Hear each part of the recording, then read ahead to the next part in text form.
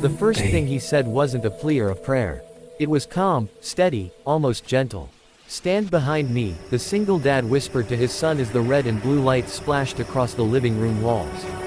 Outside, boots thundered on concrete. A megaphone crackled. Somewhere down the hall, a door shook under a heavy fist. The boy's hands were shaking, but his father's were not. And in that moment, before anyone knew who he really was, every person watching would feel the pull of a question they couldn't escape. Why would a man facing a SWAT team sound like he's protecting the world instead of himself? Before we go any further, if stories about courage, sacrifice, and unexpected heroes move you even a little, take a second to like this video and subscribe. It helps these stories reach people who need them most, and this one, especially, is worth staying till the very end. The dad's name was Daniel Cross. To the neighbors, he was just the quiet guy in 3B. He worked nights, kept to himself, waved politely but never lingered. He was the man who fixed a broken stair without being asked, who shoveled snow from the elderly woman's porch, who always walked his son to school even when he looked exhausted. No one knew much about him, and no one thought to ask. They just assumed he was tired because single fathers usually are.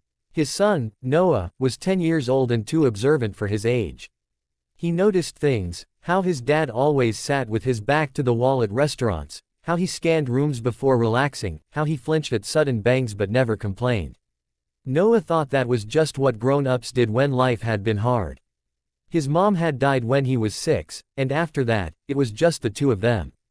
Daniel never spoke badly of the past. He never spoke about it at all. That night had started like any other. Homework at the kitchen table.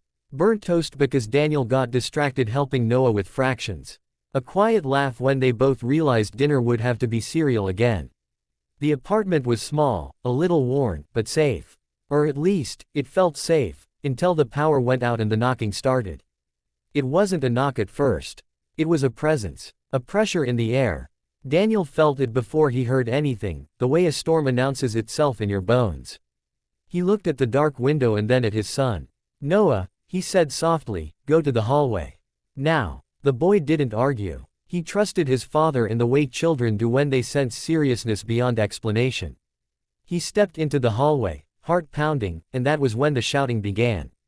"Police! Open the door!" The words echoed, sharp and final. Noah's breath caught. "Dad," he whispered. Daniel knelt, meeting his son's eyes.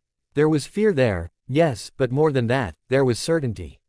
"Whatever happens," he said, "you stand behind me. Do you hear me?" Noah nodded, tears already forming. He didn't know why the police were here. He only knew that his dad looked like a shield. The door splintered inward with a deafening crack. Flashlights cut through darkness. Black armor filled the room.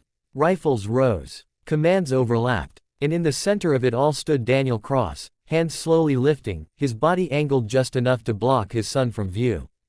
For a fraction of a second, time froze. Then the SWAT commander stepped forward. He was a big man, graying at the temples, eyes sharp from years of danger. He scanned the room, the man, the child. His gaze dropped, just for a moment, to Daniel's forearm, where the sleeve had ridden up. And his entire posture changed. The commander raised a hand. "Hold," he said. The room stilled. Guns lowered slightly. Officers exchanged confused glances. The commander stepped closer. He looked at the tattoo again, a simple symbol, faded with age but unmistakable. His voice was quiet now. "Is that?" Daniel exhaled slowly. "Yes, sir." Without another word, the SWAT commander straightened and saluted. In that instant, the meaning of everything shifted. Years earlier, Daniel Cross had been someone else. Not a quiet tenant. Not just a single dad. He had been a soldier, one of the kind you never hear about. Special operations. Classified missions. The kind of work that erases parts of you even as it saves others. He had led men into places that never made the news and brought them home when survival felt impossible. He had also buried friends. The tattoo wasn't decorative. It marked a unit that officially didn't exist, a brotherhood bound by silence. The commander knew it because he had once been saved by a man wearing the same mark.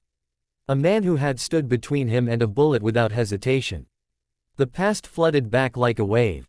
But none of that explained why they were here now. The commander lowered his salute but not his respect. Daniel Cross, he said, you mind telling me why my team was called to your address? Daniel swallowed. There's been a mistake. Mistakes, however, don't call in SWAT teams lightly. Across the city, a violent fugitive had been tracked through partial data, old records, and a facial recognition error that flagged Daniel as a match. Same age, similar build, a ghost of a photo from decades ago. Someone saw what they expected to see, and the system followed. By the time anyone double-checked, the wheels were already in motion. Daniel had known something like this might happen one day. When you live with secrets, you accept the cost of them. He just hadn't expected it to arrive at his son's doorstep. Noah clutched the back of his father's shirt, trembling. The commander noticed and softened his voice. Son, he said gently, you're safe. Daniel placed a hand over nose. He always is, he said. The tension didn't vanish instantly. Procedures still mattered. Questions had to be asked. But the rifles lowered fully now. Helmets came off. The air changed from threat to something like reverence. As officers cleared the apartment, neighbors gathered outside, whispering. Phones came out. Rumors bloomed. But inside, a quiet reckoning was happening. The commander pulled Daniel aside. You didn't have to disappear like you did, he said. Daniel gave a small, tired smile. I did if I wanted him to have a normal life. Normal. It was a word he'd chased for years. Normal meant parent-teacher meetings instead of briefings. Burnt toast instead of rations.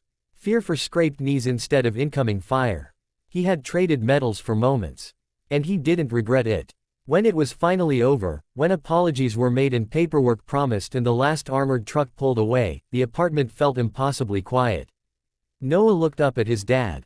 Why did he salute you? Daniel knelt again, pulling his son close. Because once, he said carefully, I helped people who needed it. Like you helped me. Daniel's throat tightened. Exactly like that. The boy nodded, satisfied. To him, the explanation was enough.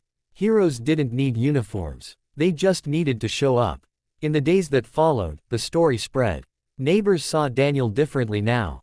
Some with awe. Some with guilt for never asking his name. But Daniel stayed the same. He still walked Noah to school.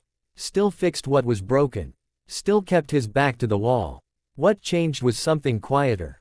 Noah slept easier. He had seen fear up close, but he had also seen what courage looked like when it stood between danger and love.